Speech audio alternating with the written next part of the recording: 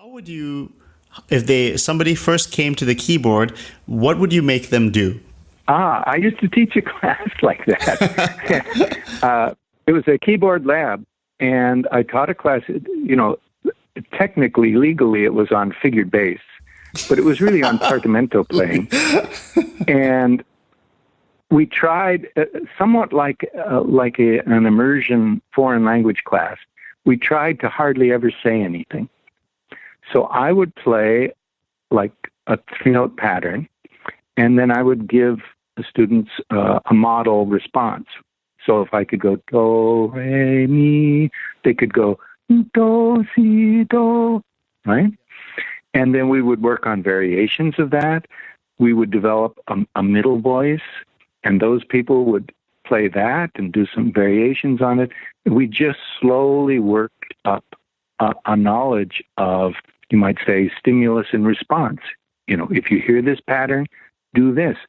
And it was amazing how fast we went. I mean, there was one pianist, he had very good chops as a pianist. But I remember he, after 10 weeks in this course, it was in quarters, he went off to Amsterdam and enrolled in a high-level, thorough bass accompanying basso continuo class. If you don't talk about music, it's surprising how much you can effective accomplish. It is. How would you approach a very, very beginning student who really, let's just say, doesn't know much about music? How would you actually teach someone who wants to get into music, and you can start fresh with the Partimento method? Yeah, I would start to sing. So the singing is the basis of everything. So learning to catch the same pitch as the teacher, that is the basic of everything. So I would start to sing songs, and from that I would ask students to sing and play. So when you imitate what I'm singing, could you also press down the keys on the keyboard so you can follow what you're doing with your voice? Yeah, so that's the next step. And then we could slowly move over to 2-part things and 3-part things. And so the cadences that I showed previously are perfect basic skills to start with. And of course, if you have repertoire, if you have simple pieces, like small partimenti of only 8 bars, you can do a lot of fun with that. For this beginning student, where would you take your material from? Which sources are good to start with?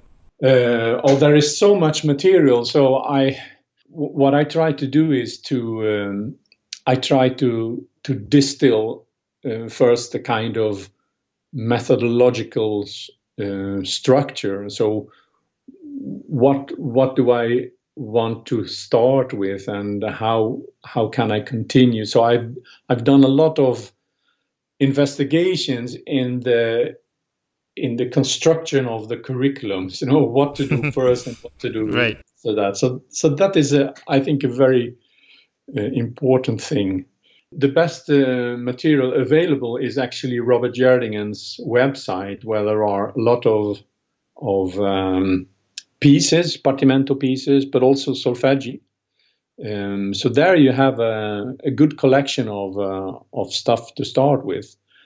What this website doesn't show is the practical pedagogy of how to work with it, because that's not described in any books yet. So there's a lot of work going on by scholars, not only by me, but many others are working to try and figure out how this can be applied in practical situations.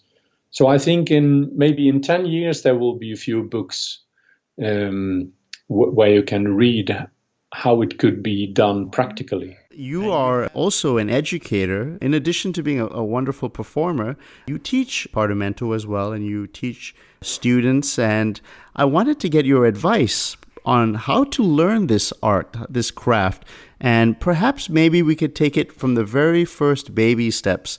How should I start off?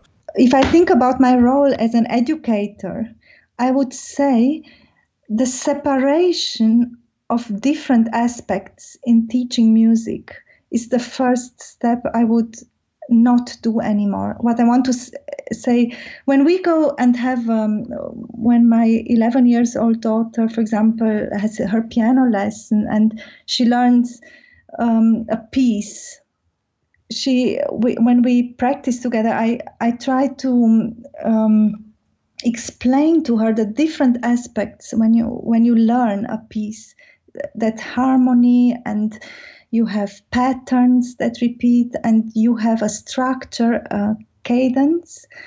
So the basics is to learn the language. And this I would say to everyone. And language means to learn the not only the words. When we learn a language, we don't learn only new words. We learn how to put them together.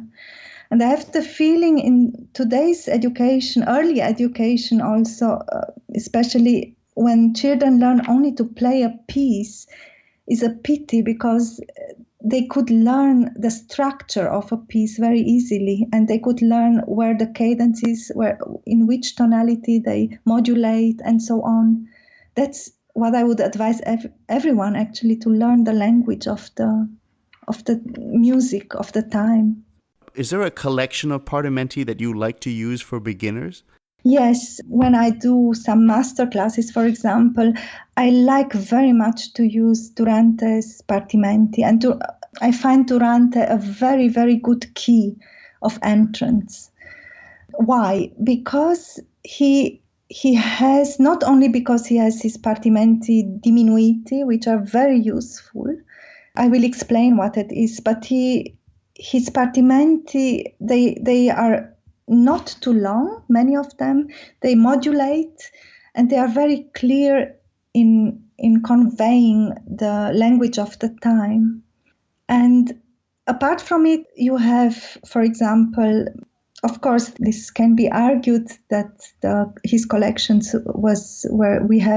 they are a bit later than when he died, but even his earliest collection, we find these elements of cadences, patterns, Partimenti numerati, so without any additional input, and Partimenti diminuiti.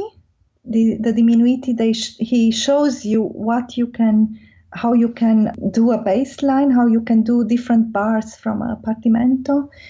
So that's why I like Durante. In a way, it's very good to start with, I find, with students, especially when they know basso continuo and when they have a level of understanding the octave rule and so on. You can do very nice things with Durante. When you are a real beginner, probably there are other ways. Greco I find very nice, because especially also his intavolature are really done for small children. There is a nice quotation, per li piccoli. For the small ones, he has exercises. I like Greco's versetti, for example. They are very, very nice. And yeah, there are different ways, but we always have to also look at the music of the time. Again, in our mind, there is always the idea, okay, I do this now to learn this. But I think in that time, the purpose was to compose very fast. You had to get a job, you had to live. No, so you had to get a good job, and that's why they had also many competitions at the end of the school year in Naples. And is that what they had, like composition competitions? Yes, from all conservatories they would gather.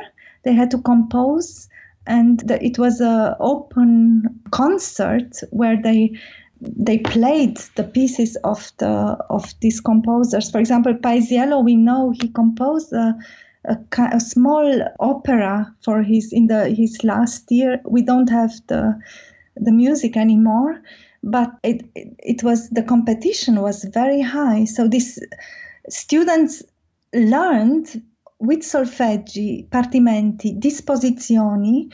they learned the skills of a composer very fast. Now, let me ask you a question. How do you integrate Partimento theory into the modern day curriculum, like at the Hochschule for Music Freiburg? Well, first of all, I mean, we just do a lot. I mean, it's not very difficult from what you know, what people do in Basel or in different places. I mean, we do have our exercises. If you do a Partimento course, you're very much learning with these things. I mean, an important part are playing the exercises of Förster for the first year, 2 year students.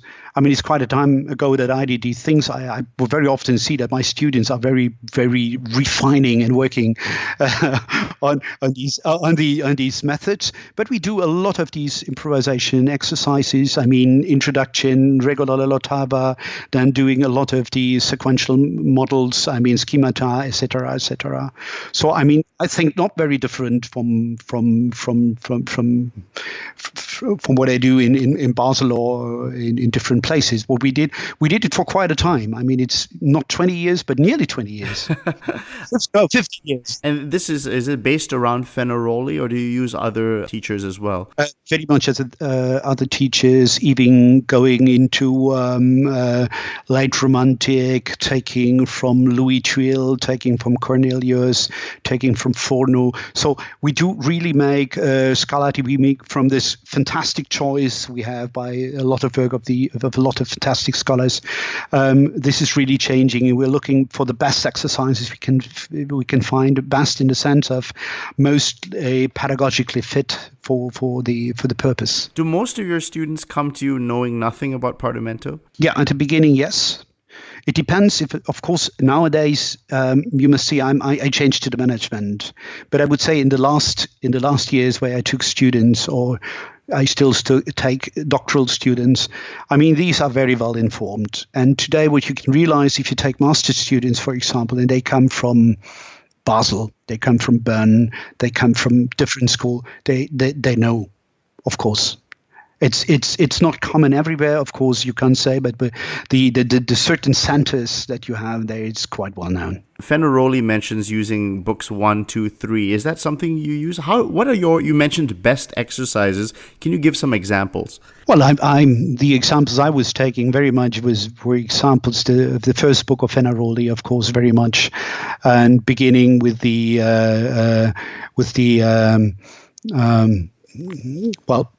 thorough bass without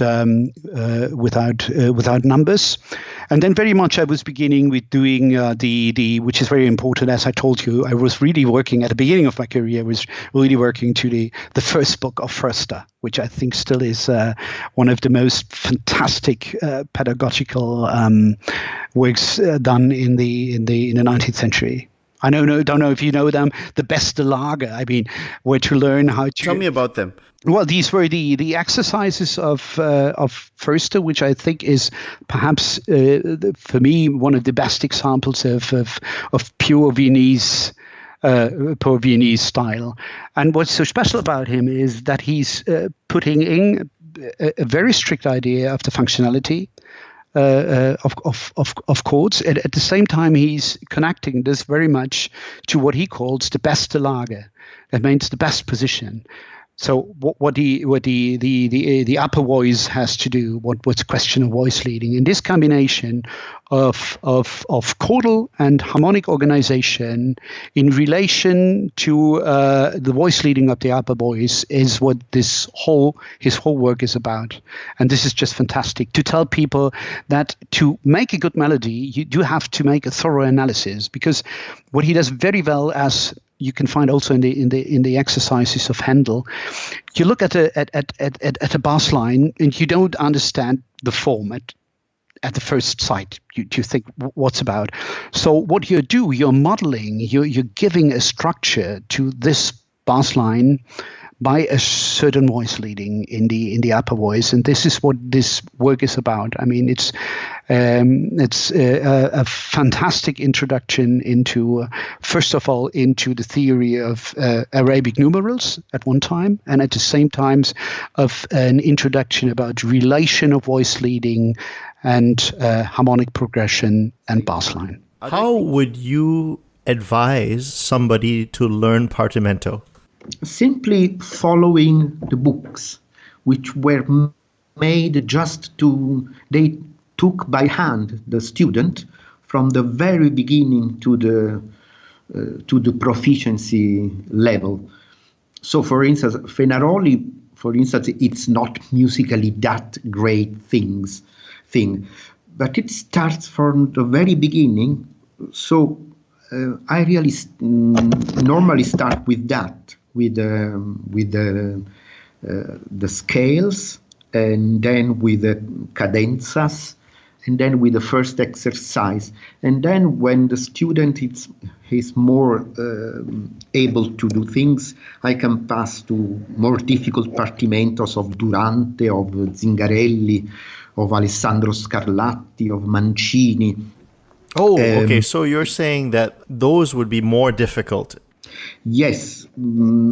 Yes, because Fenaroli writes at the end of 18th century, so he's already in a period in which there aren't real novelties and experiments in partimentos, but there seems the codification of rules and a codification of an academy which has to be transmitted in one block to the next generation, while the beginning of 18th century, for instance, the different authors writes, it's more living real music. I'd say from a Partimento Durante can really become a true piece, which I can play in a concert, while a Partimento Fenaroli is not. A lot of people are finding about Partimento. They come into it from many different ways. Maybe Robert Gjerdingen, your book, they see realizations on YouTube. They all have a similar question. How do I learn this? Like, what's the best way for me to learn Partimento? Can you give some advice on how all these new people who are coming in, how should they start? Well, you have learned a lot already, because I've seen your videos on YouTube where you're doing a fantastic realization of Partimenti, so you don't need to learn. Grazie. But yes, the traditional way was to use to learn from a teacher, and this is, I think, still the best option. I just hope that there will be more and more courses on Partimento in conservatories and in music school around the world, and some already there are. I mean, there is even a Partimento conservatory in Louisiana. Can you imagine? I don't know if you know it, but yeah. There is. So, and I hope that more and more there will be. In the meanwhile, there are books and online resources, and the Art of Partimento Facebook page, and if someone has any doubt on his realization, he or her can post the realization on the page, and just read the comments of the very knowledgeable people that is in this page. Now, some people start with Furno, some people start with Fenaroli, Durante, and Sanguinetti. Is there a certain set of Partimenti that you recommend people start with? Well, I know that many colleagues of mine use Furno. I prefer to use, or I haven't seen a Partimento realization in a German town, a northern German town, using in Sanguinetti, which is quite difficult in my opinion. But they told me that it was not the first attempt, so it's okay. I think that Fenaroli is still the best way to start with Partimenti. So Fenaroli first book, and of course, a very good approach is also Handel. Handel exercises for Princess Anne. This is a completely different approach. It's more German, because Handel uses the separate chords. It thinks in chordal, not in chordal term, but there are exercises for 6/5 chord, exercise for 2/6, and it's not based on the rule of the octave exactly, but it's very, very good and very gradual approach, perhaps more gradual than the Fenaroli. So if you know nothing about continual playing, probably Handel will be better, because you start, connecting triads in root position. You start to learn the trilures of connecting triads. The bass moving by fifth or by third or by step, and so you start connecting triads and root position triads in this way, which is easier probably than starting with the cadenze or the rilo di octave. What is the best way to learn Partimento? Now, I would say if you don't have experience in that, then I would say buy my book.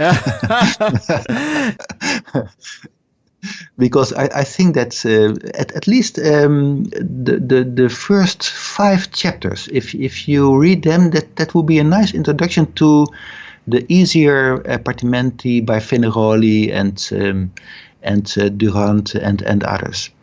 You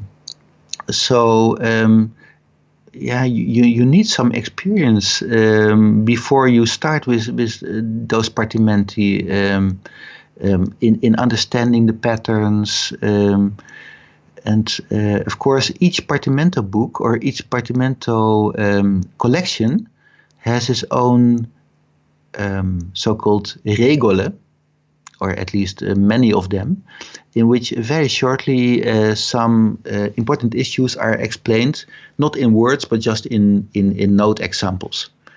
But I think for a non-experienced starter, that will be too concise to immediately learn the idea behind it. So I think that at least you need a teacher who is experienced, who is telling you what to do or perhaps what better not, and to give you feedback. I think that my book could be of help for doing that, because it shows the exercises that you can start from the very, very beginning. And I think that if you start with a scale in parallel thirds, as my first exercise does, everybody can do that. At least you have to be able to play a scale, of course, but not so much more than that. And the wonderful thing is that I was just analyzing the A major piano concerto of Mozart, 488, wonderful piece, by the way. And the third movement of that concert is full with passages really based on parallel thirds or parallel tenths, decorated in different ways. And so wonderful. It's a very simple scheme, and it is one of the main patterns in that third movement of 488. It's incredible. I think that will be a good start. And what I already showed you before, you can do wonderful things with that. So think of that simple Partimento of Durante. A little bit later, when we are going to talk about 3-part harmony of harmony counterpoint, then there's one exercise in I think it's in chapter 2, which is almost a complete trio sonata by Corelli.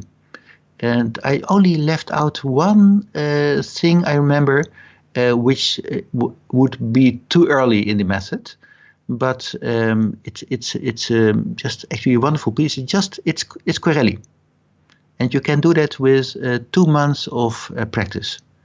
And Corelli trio sonata could be a wonderful realization of a Partimento. It is not a Partimento, but it could have been one. So step by, I think that was the reason why I started to write the book. That it was actually impossible for our students to immediately jump into the Partimento world. Because, as you mentioned in the book, there's quite a jump in skill required. Like you mentioned, the keyboard skills, but also you need to know a lot of things before you can actually do it. So what you're suggesting in the book is a lot of great stepwise things you can do to build up and to get into the music quickly. Yes, indeed. Yeah. Do you mind if I show you a little bit of that? Yes, of course, absolutely. Yeah. So that is what they learned before making that. Things like this here, etc. We call that the monte, in which 5/3 chords and 6/3 chords are alternating. And the other way around,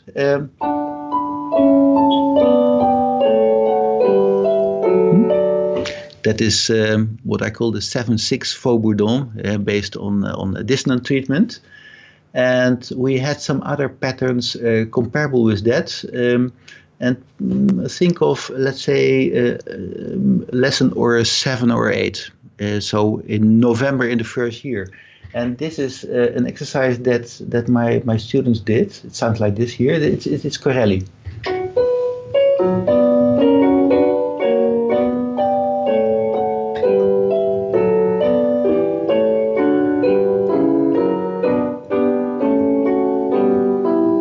This phase is repeated and then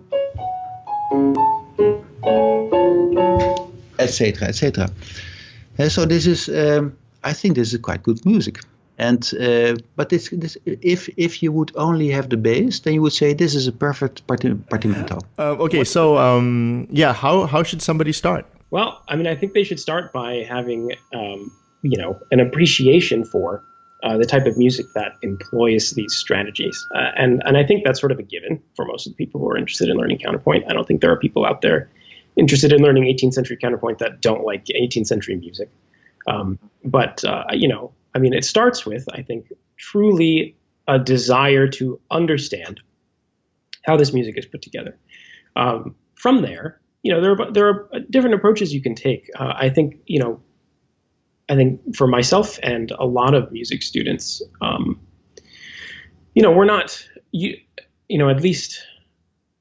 Hopefully this will change in the future, but I think people who are of a certain age and older, did not have the luxury of being brought up in an early music tradition from the get-go, and so they didn't start writing and improvising and learning figure bass when they were children, but later, and at that point, you have sort of all of these tools that you've gotten from other places that help you along the way that you don't need to be retaught. So to answer the question, how do you start from scratch? I could probably, be better. I could probably better answer that in about 10 years when I, have hopefully more, have taught more children and more students from nothing. But I encourage my own students that I start with Continuo. I definitely start with Continuo, and I start them doing something called harmony boxing, which is how I learned Continuo from Ed Parmentier. And this is just a way for them to sort of get going immediately. And then from there, we also study the compositions that we've realized. And we look at the structure, and voice leading is sort of learned by correction of hand patterns, and then by writing these things down. Would you recommend a teacher? I think it's good to have a teacher. Yeah, of course. I think for Continuo especially, I think it'd probably be easier to learn Continuo than counterpoint with a teacher. I think counterpoint you could maybe copy enough scores and consult enough books. So I get the sense that you teach it, you're not teaching like Fenaroli or Furno and that sort of thing. Are you teaching it in a different way? Because most people, when they think of Partimento, they think, okay, I'm going to read the Regole by Fenaroli, or I'll read the Regole by Furno, and then I work that way. How do you work when you teach Partimento? For the undergraduate harpsichord and organ students, I hold the first introductory class where we work on easy Handel and Telemann sonatas for soprano.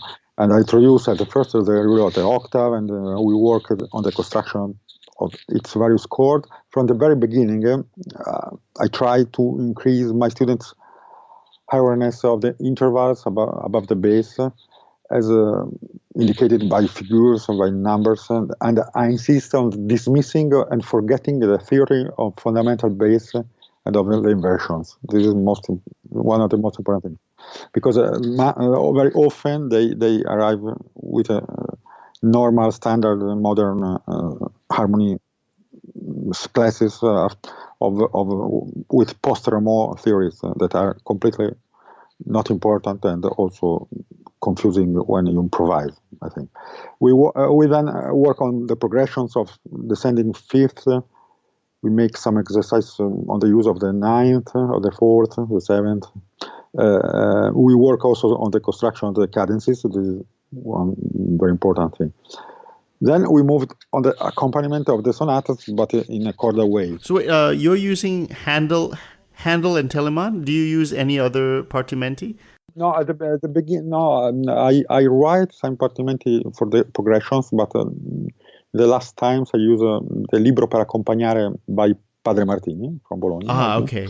And back because it's a tutorial with every kind of Baroque bass movement. So, and there also a friend of mine, Peter Vantua, has published it. I have also other manuscript exercises by Martini, Partimento exercises here in Bologna, and I use often them. Why is his collection excellent? Is it because it contains everything? Because yes, it contains everything we need for Italian Baroque music, I think. This is not the same approach in comparison with the Germans. No? Of course, my first love and my unique love is Johann Sebastian Bach. And if you compare Bach, what is the difference there? Are different, but the difference are a little bit in the Lutheran didactic approach, also the goals of the organist.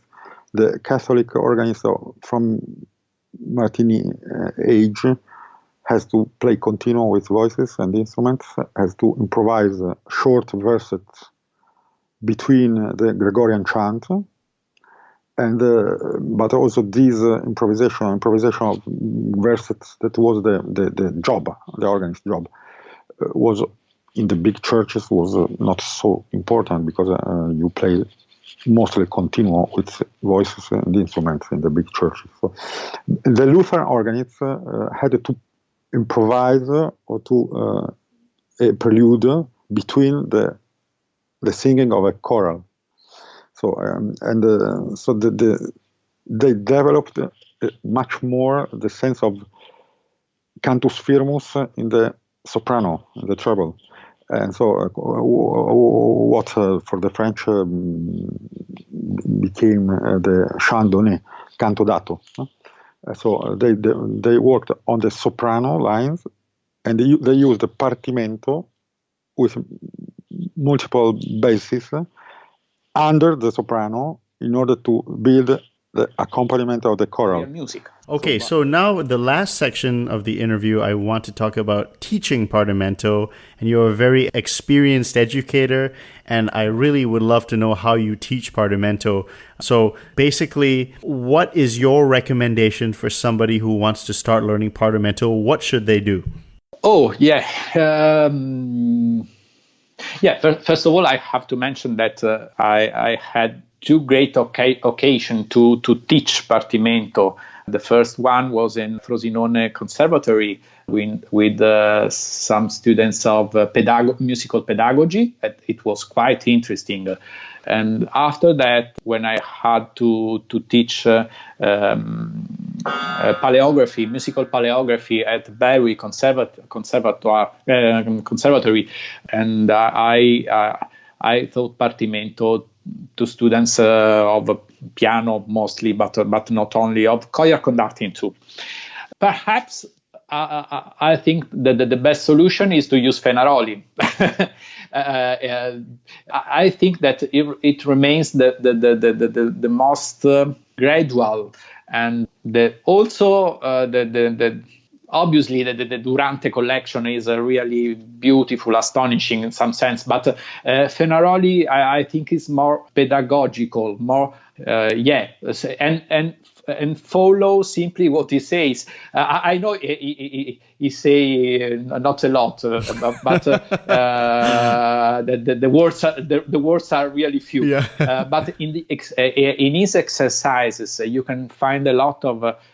For example, at the very beginning of Fenaroli, first exercise of Fenaroli, he presented the rule He presented the rule, and inside the exercise number 1, he gives some integration of the rule. So immediately points out that, there is the rule, but be careful. The rule is not the only way to realize it. So the rule is 1, and in the exercise, he wrote some numbers to show that there are other possibilities.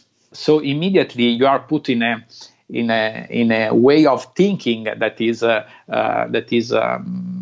not so dogmatic, and where you have to understand that the rule must be always integrated in the which is the situation you come from, and which is the situation you are going to. So in some sense we can speak about I don't know if in English it may be clear, a relational grammar. The grammar is not a static point. So I can assert that a rule is just one, only one, always one.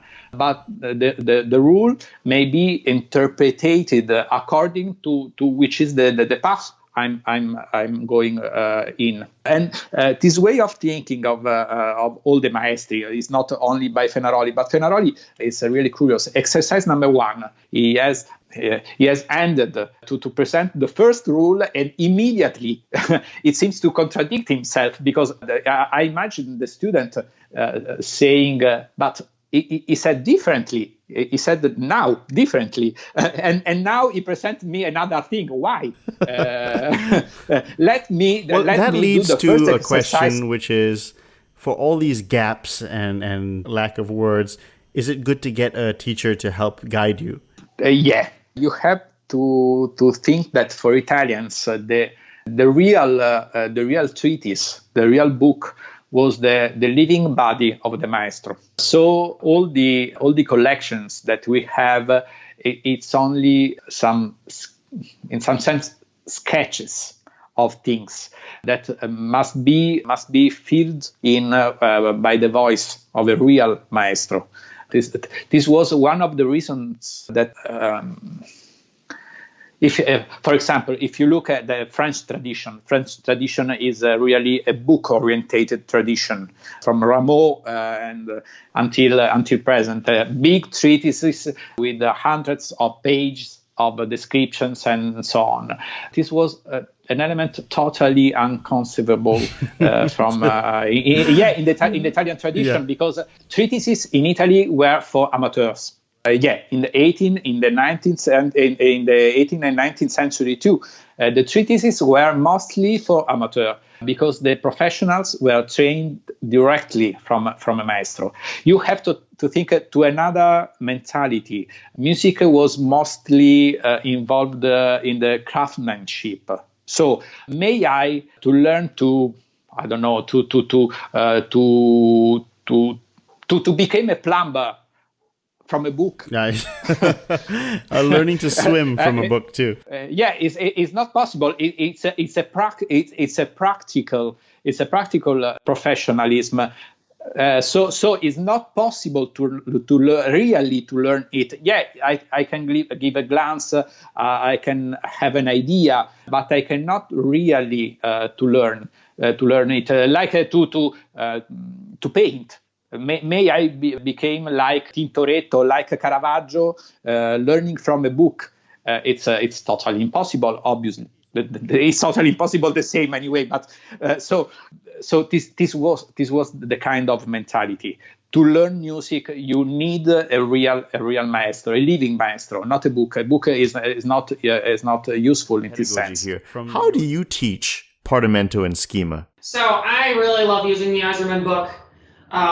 It's very approachable for someone who has the fundamentals in place. So before I'll start them off, I'll make sure they have the fundamentals. To check the fundamentals, I like a book called Practical Theory by Sandy Feldstein. It's an old book, but it does the job of just making sure they know their scales and key signatures. And so if they breeze through that, then I say, okay, and they're off to IJzerman Chapter 1, and they're just filling in. I don't know if you've gotten a chance to look in the book, but he literally just takes, he'll take a scale, ascending and descending, and say, okay, fill in the thirds above.